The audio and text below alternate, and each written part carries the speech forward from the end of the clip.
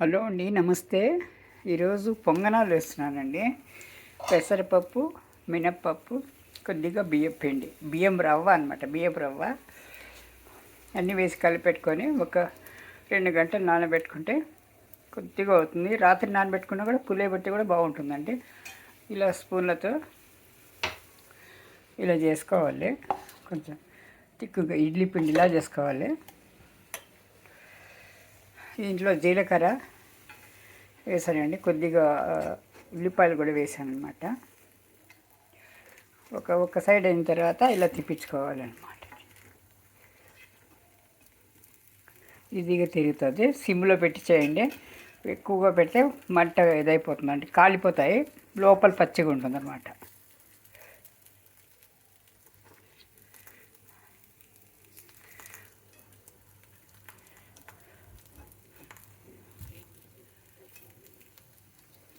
ఇలా ఈజీగా తిరుగుతాయి, ఇవి తిరుగుతాయండి. ఇలా ఫస్ట్ వేసేసుకొని ఇలా మూత పెట్టి ఒక 2 నిమిషాల తర్వాత మళ్ళీ తిప్పేయాలండి. ఇలా తిప్పేసి సిమ్లో పెట్టుకుంటే ఇలా ఫస్ట్ వైనం అయిపోయింది.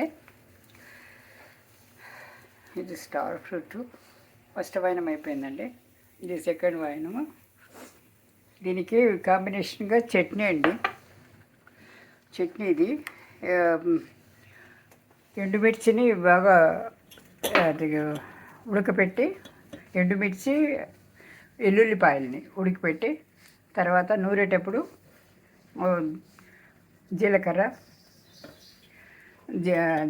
ఉప్పు కొద్దిగా వేసుకొని ఒక హాఫ్ స్పూన్ నెయ్యి కలిపి నూరుకొని మొత్తం అన్నీ కలిపి పేస్ట్ చేసుకొని ఇలా పెట్టుకోవాలండి. ఇది దోశల్లో కూడా వేసుకోవచ్చు. ఈ చట్నీ ఈ పొంగనాలకి కాంబినేషన్ అండి. ఇది కారం కారంగా ఘాటుగా ఉంటుంది అన్నమాట. ఇది ఇలా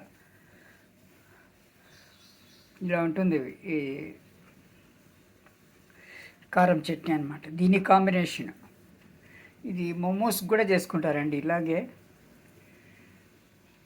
ఎక్కువ కారం తినేవాళ్ళు మధ్యలో ఒక ఉల్లిపాయ వేసుకొని ఉడకపెట్టి తర్వాత మిక్సీ పెట్టుకోండి. బాగా మెత్తగా మిక్సీ పెట్టుకొని దీన్ని ఫ్రిడ్జ్లో పెట్టుకున్నామంటే 15 రోజులు, నెల వరకు కూడా నిల్వ ఉంటుందండి. మనం కొద్దిగా చేసుకుంటే చాలా, నెల వరకు నిలవాల్సిన అవసరం లేదు. 15 రోజులకు 2 వారాలకు ఒకసారి పెట్టుకుంటే సరిపోతుందండి. ఇది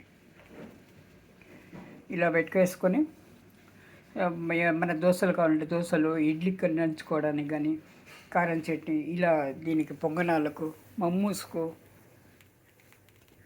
ఒకసారి మమ్మూస్ కూడా చేస్తాను నేను. ఇలా కొద్దిగా సన్నటి వేగనివ్వాలండి. మరీ ఎక్కువగా పెట్టేసినామంటే తొందరగా మధ్యలో పచ్చగా ఉంటుంది, పైన మనం మాడిపోతుంది అనమాట. ఇలా వస్తుంది, ఓకే, ఈవెంట్గా వస్తుంది. ఇలా మనం మీడియం ఫ్లేమ్లో స్లో ఫ్లేమ్లో పెట్టుకున్నామంటే ఇదండి పొంగనాలు, తయారైన పొంగనాలు ఇవి. వీక్లీ వన్స్ ఇలా టిఫిన్గా చేసుకుంటామండి. ఇది టిఫిన్ ఐటమ్గా బాగుంటుంది. Thank you for watching.